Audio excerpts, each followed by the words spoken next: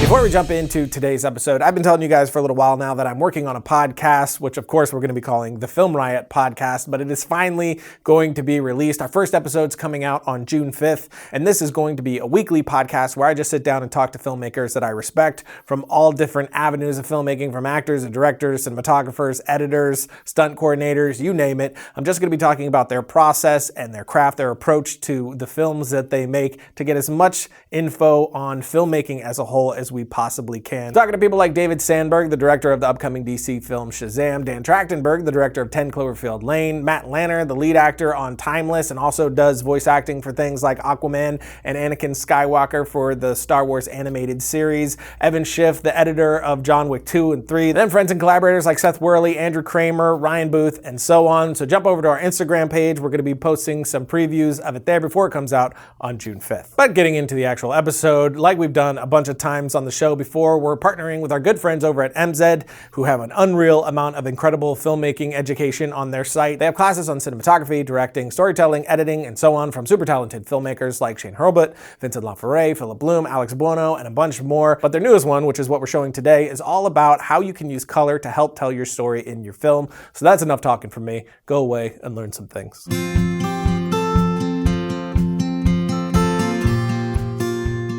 This brings us to probably the least tangible part of the color grading process in terms of how it's supporting narrative, but also potentially, with the right subject matter, the most powerful use of it as well. And that's color grading to add meaning, to convey feeling to the viewer. Let me show you some examples of where I think this is used incredibly powerfully, and that's the film Whiplash. Here we're talking about a feature film where we've got 4 distinct looks that take us through the narrative, and they're all incredibly effective at making us feel a certain way. The 4 kind of key ones we've got are first of all a neutral one. So skin tones are faithful, whites are white, greys are grey, and it's used an awful lot in the early parts of the film where we're wanting to kind of set us up essentially for what's about to come. So we're setting up what appears to be a normal university, a normal student studying in a normal university. And of course, things go so awry later on in the story that this setup helps us with that. So you'll notice that pretty much everyone in the scene, apart from our main character, are dressed in kind of greys, very slight kind of blue to their clothes.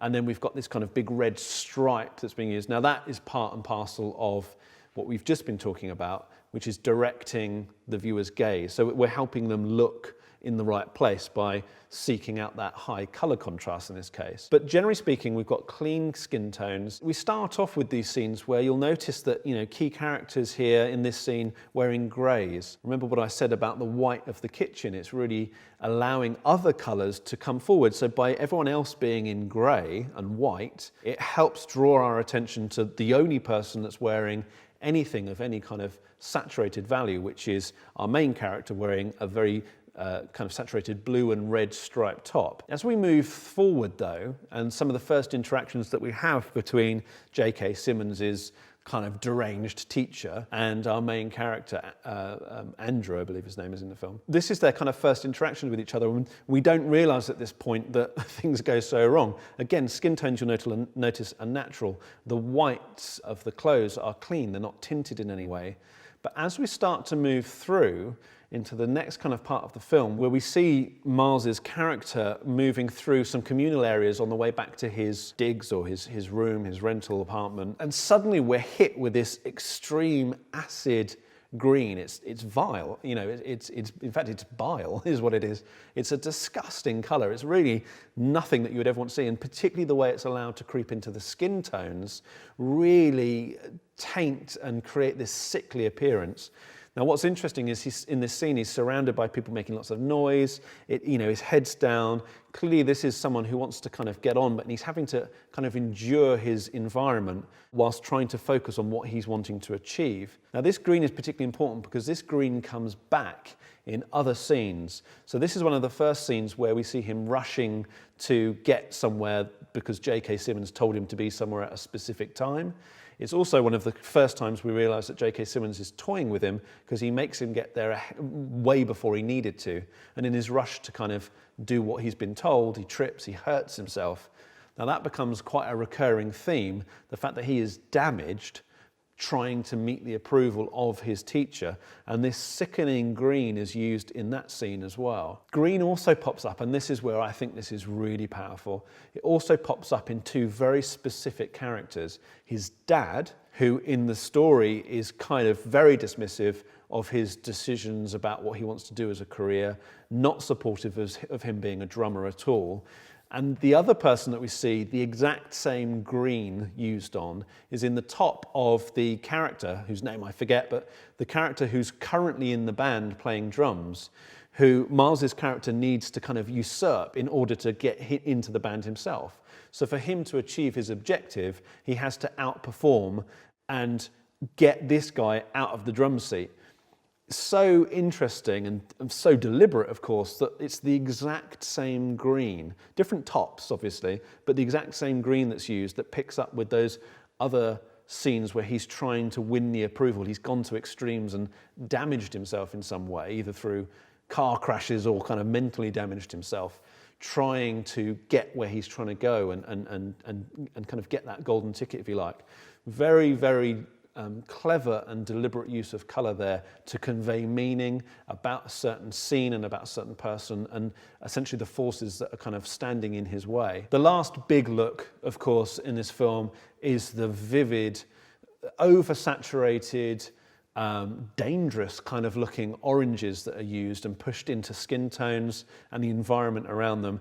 And what's interesting about it is it veers from sickening kind of orange to almost a gold colour, back and forth. And what it's doing is it's using the scenes where you're kind of realising that the teacher is kind of abusing him, basically. There's this scene where he slaps him because he's not getting the timing right, which are very orange, with these slightly more kind of more golden moments where he's still a threat, but we feel like possibly his character is winning his approval. He's doing what he wants him to do. And it's really it's kind of like this rose-tinted view of what he thinks he's doing and what we know is happening, which is that he's being manipulated, and it's really not going to end well for him. Remember, look at this and think back of those neutral skin tones where we started. We're progressing the story through colour in a very coherent and clever way. As we move through to the latter part of the film, we realise, no, that the teacher has in fact set him up again and kind of tried to shame him and embarrass him in front of a huge audience and kind of take away this opportunity from him, which he then turns around, but he turns around in a way that kind of the teacher allows to kind of reflect well on him. And it's a really interesting dynamic, and the colours that are used throughout these scenes are veering back and forth between gold and sunshine and kind of positivity and deep, nasty oranges in the skin tones, which are just unhealthy. If you go and buy this film on iTunes or bought it on Blu-ray or whatever, you'll notice the cover artwork is orange. The whole thing is this blank, saturated orange. And when I saw it for the first time, it actually allowed a certain amount of information to click into place. Again, this is my interpretation, but I would be amazed if this wasn't part of the motivation. But the colour that's used is almost exactly the same orange that's used on toxic warning labels, on bleach and things like that. If you look at them under a vectorscope, they're basically the same. Similar intensity, similar saturation, similar hue. And it suddenly fell into place because there's this kind of well-known saying, if someone's in a kind of an abusive relationship or a relationship that's not good for them, there's this expression of that being a toxic relationship. And it was kind of a moment for me where I realised that this film was so clever with its use of colour, to show and use these toxic greens and these toxic kind of almost radioactive oranges to show that this is an abusive, toxic relationship that's going on. The dynamic here is not healthy, and it's an incredible use of colour.